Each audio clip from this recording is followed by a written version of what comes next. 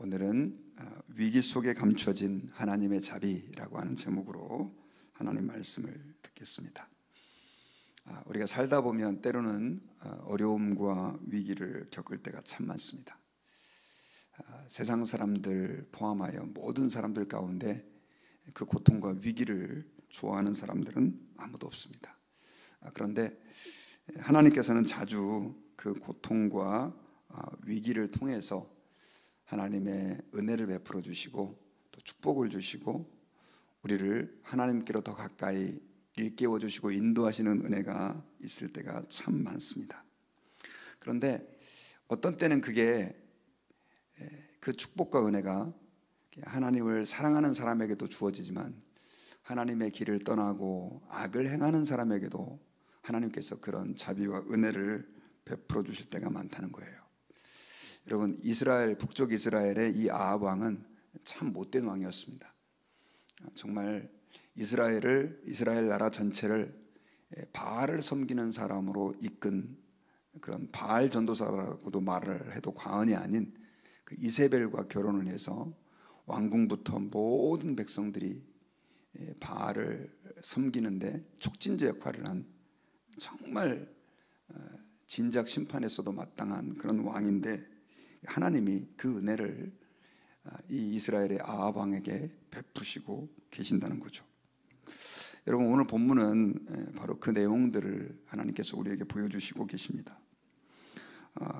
이 엘리야가 이 아합 왕과 함께 그 850대 1의 대결을 벌이죠. 그 바알과 아세라 선지자를 모아놓고 갈멜산에서 어느 신이 참신인지, 불을 내리는 신이 참신이다 라고 하는 하나의 조건을 걸고 이 엘리야는 거기에서 크게 승리를 합니다. 이쯤 되면 사실 이 바알을 섬기던 아합이 좀 정신 차리고 그렇게 하나님께 돌아와야 되는데 그는 여전히 깨닫지 못하죠. 그리고 나중에는 하나님께서 이 아합 왕에게 그동안 3년 동안 비가 오지 않게 하다가 비를 내려주시는 그런 기적을 또 엘리야를 통해서 허락해 주십니다. 그럼에도 불구하고 이 아합은 또 하나님의 뜻을 깨달지 못하죠. 그래서 오늘 본문은 보면 이제 그 북쪽의 아람 왕 베나닷을 들어서 사마리아 그 왕궁에 있는 그 성을 공략하게 하는 본문이 기록되어 있습니다. 그런데 이 내용도 사실은 징계의 하나님의 채찍이고 매이지만 하나님께서 그렇게 불순종하는 아합에게 베풀어 주신 그에게 손을 내밀어 주시는 자비의 손길이기도 했다는 거죠. 왜냐하면 결론부터 말씀드리면 오늘 본문에 그 아람 왕이 그 사마리아를 쳐들어 공격해 오는데 정말 말도 안 되는 군사를 가지고 그 전쟁에서 승리를 하기 때문에 그렇습니다. 오늘 본문은 이런 내용들이 기록되어 있는데요. 그 아람의 베나닷 왕이 이제 군대를 모아가지고 그 이스라엘 사마리아 성을 공격해 옵니다. 근데 이 군대의 규모가 장난이 아닙니다. 20장 1절에 보면 왕 30명이 그와 함께 있고 말과 병거들이 있더라. 숫자가 기록되어 있지 않지만 왕 30명이라고 그랬어요. 여기서의 왕은 뭐 이렇게 조직된 큰 국가의 왕이 아니라 하나의 작은 소왕국들의 그 왕들을 다 모은 것 같아요. 그러니까 이제 이스라엘을 제대로 점령을 하려고 마음을 먹고 온 거죠. 아무리 뭐 군대가 작고 하다 할지라도 그 30명의 왕을 모았다는 얘기는 지금 작심하고 이스라엘을 삼키려고 그 아람 왕 베나닷이 작정을 했다는 뜻입니다. 그런데 그 당시에 그 이스라엘 군대의 숫자는 정말 말도 안 되게 적은 숫자였었어요. 그 아합 왕 때 3년간의 기근으로 인해 가지고 3년 반의 기근이죠. 굉장히 국가적으로 어려운 상태였고 또 더더군다나 하나님께서 그들을 징벌하심으로 인해 가지고 성경에 보면 그들이 가지고 있는 군사력은 다 합쳐봐야 7,000명 정도밖에 안 되는 군사였던 거죠. 그러니 뭐 여러분 우리가 열왕기서를 볼 때 남쪽 유대 군사들이 뭐 몇십만 명씩 막 40만 명씩 20만 명씩 모으는 걸 이 규모에 비하면 지금 이 북쪽의 군사력이 또 이 나라의 그 힘이 얼마만큼 약해졌는지를 우리는 생각해 볼 수 있습니다. 그런 상태에서 이 30명의 왕들을 데리고 아람 왕 베나다시 공격을 해오니 이스라엘은, 특별히 아합 왕은 아무것도 할 게 없었던 거죠. 그러면서 그 2절에 보면은 이 아람 왕 베나다시 아합 왕에게 사신을 보냅니다. 뭐라고 보내냐면, 내 은금은 내 것이요 내 아내들과 내 자녀들의 아름다운 자도 내 것이라 하매, 그러니까 이 말은 니네 거 다 내 거니까 빨리 항복해라, 뭐 이런 뜻이죠. 그때 이 이스라엘 왕은, 아합 왕은 힘이 없어가지고 그냥 그 요구에 응할 수밖에 없었던 거죠. 그래서 4절에 보면 내 주 왕이여 왕의 말씀같이 나와 내 것은 다 왕의 것입니다 라고 말하면서 그냥 뭐 힘없이 다 빼앗길 수밖에 없는 상황이었던 것이죠. 그러면서 그 이야기를 듣고 아람 왕이 다시 사신을 보내가지고 그렇다고 한다면 내가 내일 이맘때 사람을 보내가지고 그냥 갖고 싶은 거 다 뺏어가겠다. 내 아내들부터 시작해서 여성들, 또 물건들, 뭐 은금 다 내가 뺏어가겠다, 이렇게 얘기를 한 거예요. 이 말을 듣고 이제 이스라엘 왕 아합이 신하들을 다 불러 모읍니다. 그리고 나서 장로들과 신하들을 다 모아서 이걸 가지고 이제 대책회의를 하는 거예요. 지금 아람 왕이 우리에 있는 모든 것을 탈취해 가려고 사람을 보냈다. 내일 이제 온다고 하는데 우리가 어떻게 하면 좋겠냐. 우리는 지금 힘이 없다, 군사도 없다, 이렇게 얘기했을 때 의외로 그 장로님들이, 또 백성의 지도자들이 전투력이 아주 충천했죠. 8절에 보면 왕은 듣지도 말고 허락하지도 마십시오 라고 얘기를 해요. 우리가 한번 해보겠습니다. 그렇게 대항을 하죠.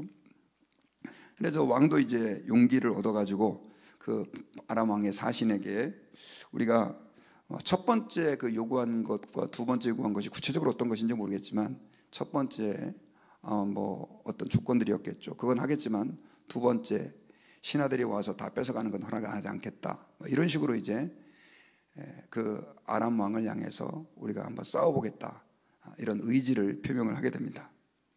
그래서 그 신하들이 돌아가서 보고를 하니 이 베나닷은 엄청 화가 났습니다.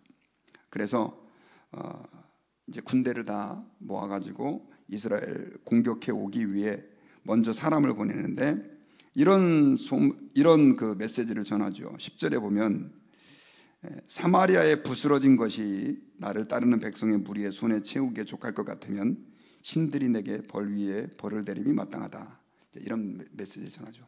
이 말은 그런 뜻입니다. 사마리아를 다 부숴가지고 그것들을 군사들에게 손에, 한 줌 손에 그 가루들을 만약에 줬을 때 이게 만약에 넘친다고 한다면 나의 신이 나를 벌한다. 이 말은 완전히 뭐 박살나겠다라고 하는 하나의 속담 같은 겁니다. 그때 아합 왕은 갑옷을 입은 자가 갑옷을 벗은 자 같이 자랑하지 못할 것이다 라고 하는 말을 쓰는데, 이거는 갑옷을 입은 사람이 전쟁에서 승리하고 나서 이제 편안하게 쉬는 걸 얘기하는 거죠. 그러니까 한국말로 말하면 김치국부터 마시지 마라, 이런 식으로 말하면서 이제 전투를 이 아람 왕 베나닷과 하게 됩니다. 이 전투에서 하나님은 승리를 주셔요. 말도 안 되는 승리죠. 근데 저는 이 본문을 대하면서 참 우리 하나님이 잘 이해가 안 가요. 잘 이해가 안 가는 게, 이런 못된 아합 왕, 또 그동안에 봤지 않습니까? 이 아합 왕이 무슨 짓을 했는지. 이스라엘의 선지자들을 이잡듯이 뒤져가지고 다 죽이려고 그랬죠. 실제로 죽였죠. 그리고 하나님의 선지자였던 이 엘리야마저도 그렇게 죽이려고 혈안이 돼 있었고, 그렇게 온 나라를 이 바알 숭배로 빠뜨린 이 못된 왕, 하나님께서는 이렇게 구약 성경을 읽다 보면 정말 징계하실 땐 되게 무섭습니다. 여러분, 우리가 하나님을 경외한다라고 하는 표현을 사용하는데, 이 경외한다라고 하는 말을 영어로는 fear 이렇게 번역을 했어요. 이 말은 하나님을 두려워한다는 뜻입니다. 우리 하나님은 사랑이 많으신 하나님이시지만 징계하실 때는요 정말 무섭습니다. 다윗 왕이 범죄했을 때 그를 징계하시는 걸 보시라고요. 얼마나 하나님이 무서운지 몰라요. 근데 이 아합 왕은 그렇게 못된 짓을 하는데도 다른 북쪽의 왕들은 2년 만에 반란이 일어나가지고 그 자식들과 형제들과 친구들까지 싹 하나님이 진멸하는 심판도 하는데 이는 계속해서 은혜를 베풀어 주고 계세요. 그러니까 소위 말해서 하나님께서 이 아합 왕에게 지금 이 아람 군대를 보내가지고 베나닷을 통해서 이런 어떤 사건들이 일어나게 하시는 것도 결국 어떤 의도냐, 깨닫고 회개하라는 것입니다. 만약에 죽이려고 마음먹었으면 진작 죽였죠. 또 엘리야가 얼마나 능력이 많습니까?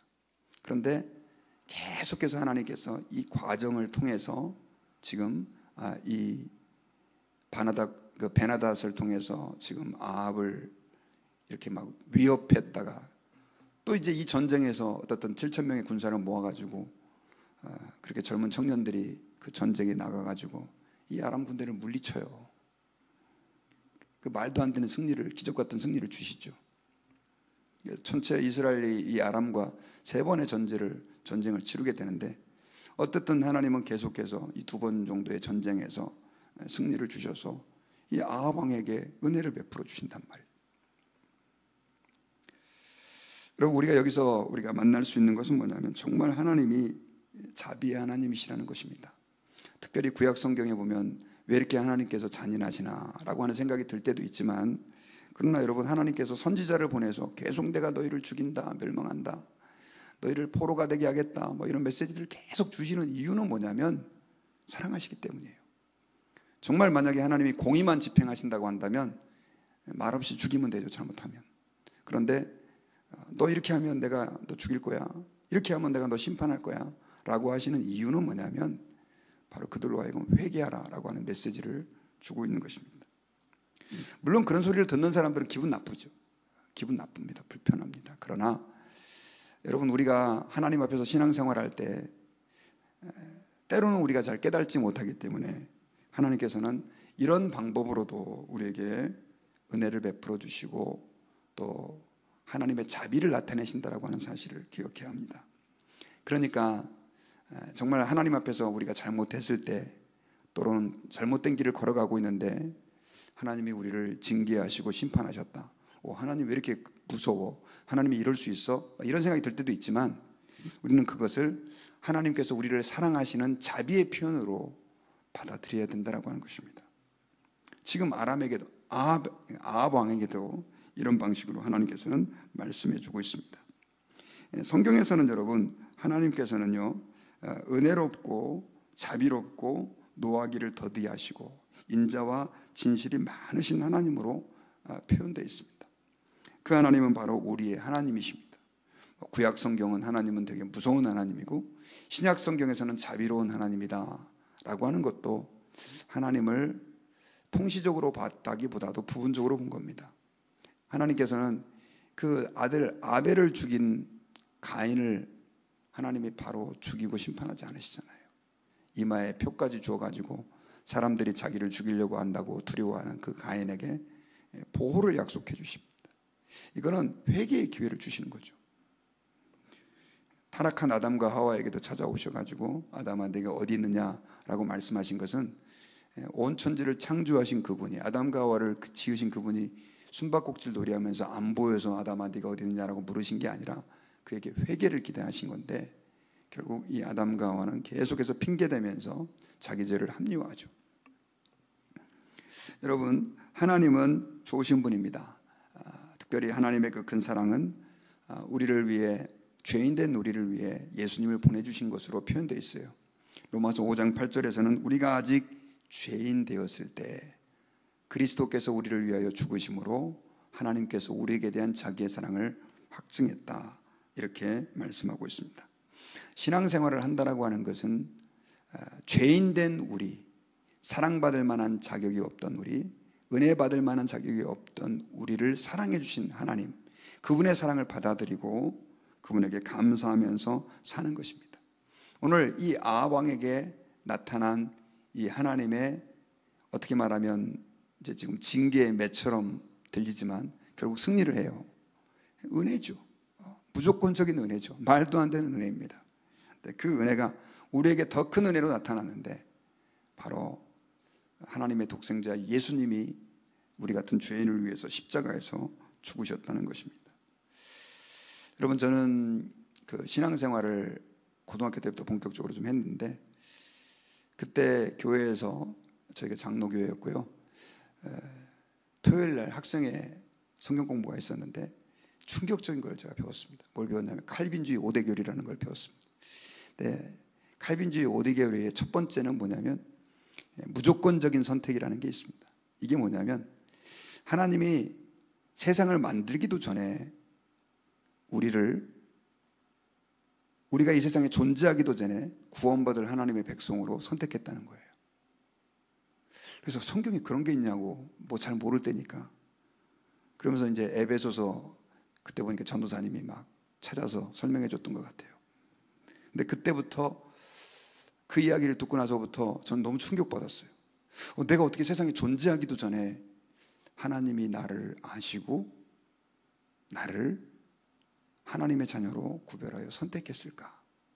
그때 이제 선택 교리를 처음 배우게 됐는데, 근데 그때 이후로부터 계속해서 하나님의 은혜라고 하는 단어를 떠올릴 때마다 나를 사랑해 주신 그 하나님, 나를 선택해 주신 그 하나님이 너무너무 감사했어요. 여러분, 주님이 세상을 창조하시기 전에 우리를 선택하셨습니다. 에베소 1장에 보면 이 사실이 분명하게 나와 있어요. 이 말은 뭐냐면 저와 여러분들이 무슨 나쁜 짓을 할지를 다 알고 계시고, 얼마나 하나님 앞에서 하나님을 쉽게 배반할지도 아시고, 위선적이고 거짓되고 가식적인 우리의 모습을 알고 계시면서도 주님이 우리를 사랑하셨다는 것입니다. 아멘이죠. 무조건적인 사랑입니다. Unconditional love. 조건을 보지 않고 우리를 사랑해 주신 거예요. 조금 좀 신학적인 얘기를 하면, 어떤 분들은 우리가 예수님을 잘 믿을 걸 미리 하나님이 보시고 선택한 거다, 이제 이렇게 얘기하는 분들도 계신데, 저희는 그거에 동의하지 않습니다. 하나님은 우리가 잘할 걸 보고 요놈을 선택해야지, 이게 아니라 그냥 우리 자체를 사랑하신 거예요. 우리 있는 모습 그대로를 사랑하신 거예요. 부족한 모습 그대로를 사랑하시고, 정말 우리는 아합을 저런 나쁜 놈이 있나라고 손가락질하지만 사실은 아합보다 더 나쁜 사람이 우리 아닙니까? 김석균 씨가 지은 찬양 가운데 그런 탕자의 고백이라고 하는 찬양이 나오는데, 저는 가룟 유다보다 더 나쁜 사람입니다, 그런 고백들을 하는 고백이 나오죠. 정말 하나님 앞에서 우리가 우리의 내면을 깊이 들여봤을 때 과연 우리는 가룟 유다보다 더 의로운 사람이냐? 모르겠어요. 저는 감히 그렇게 얘기할 자신이 없습니다. 그런 우리를 주님이 사랑하셨다는 것입니다. 오늘 본문에 나오는 내용, 제가 12절까지 밖에 안 읽었지만 뒷부분을 좀 되게 가셔서 한번 읽어보시면 하나님이 그 아합에게 얼마나 말도 안 되는 은혜를 베풀어 주시는지가 기록되어 있습니다. 하나님 앞에서 그 은혜를 받고 살아가는 존재가 우리임을 우리는 기억해야 합니다. 그리고 이제 우리도 하나님 앞에 그 사랑을 가지고 우리의 이웃들을 사랑해야 돼요. 세상 사람들은 인과응보입니다. 나쁜 짓을 하면 되갚아주고, 못된 짓을 하면 못된 짓으로 갚아주고, 눈에는 눈, 이에는 이. 이것이 세상에서 말하는 원리입니다. 그런데 하나님께서는 죄인된 우리를 벌하지 아니하시고 오히려 독생자 예수님을 통해 우리를 죄에서 건져 주의 자녀를 삼아주신 그 은혜입니다. 그러므로 여러분, 주변에서 여러분들의 마음을 아프게 하고 고통스럽게 하는 사람들, 또 여러분들에게 상처를 주는 사람들, 눈만 감으면 자꾸 미워지는 사람들 있잖아요. 그분들을 사랑하실 수 있기를 바랍니다. 우리가 주님의 그 사랑을 받았다고 한다면 미워하면 안 돼요. 내 마음대로 잘 되지 않겠지만 하나님 아버지 앞에서 우리가 마음의 미움이라든가 죄악을 품으면 하나님이 우리 기도 듣지 않습니다. 하나님 앞에서 다 내려놓고 나를 사랑해 주신 그 주님, 나를 창세전에 선택해서 하나님 자녀로 구별해 주신 그 주님, 그분을 생각한다고 한다면 우리에게 작은 실수 저지르는 사람들 용서할 수 있지 않냐는 거죠. 그 마음 가지고 여러분들 주의 자비를 나타내시는 복된 하루가 되시기를 주의 이름으로 축원합니다. 오늘 말씀에 기론을 맺겠습니다. 정말 못된 왕이었던 아합 왕, 그냥 한 칼에 죽이면 끝나는데 하나님은 그를 죽이지 않고 또 이 아람 왕 베나닷을 일으켜 그를 계속해서 위협합니다. 하나님 마음에는 좀 이제는 무릎 꿇고 하나님을 찾고 회개했으면 좋겠는데 여전히 아합 왕은 깨달지 못하죠. 나중에 하나님께서는 이 아합 왕에게 말도 안 되는 군사를 가지고 그 아람의 군대를 물리치는 승리를 허락해 주십니다. 도대체 우리가 생각할 때는 계산적이지 않아요. 하나님의 사랑과 은혜가 바로 계산적이지 않습니다. 무조건적입니다. 저와 여러분들이 오늘 하루 살면서 그 무조건적인 은혜, 그 사랑을 우리 이웃들에게 드러낼 수 있는 그런 복된 하루가 되시기를 주의 이름으로 축원합니다. 기도하겠습니다. 주님 감사합니다.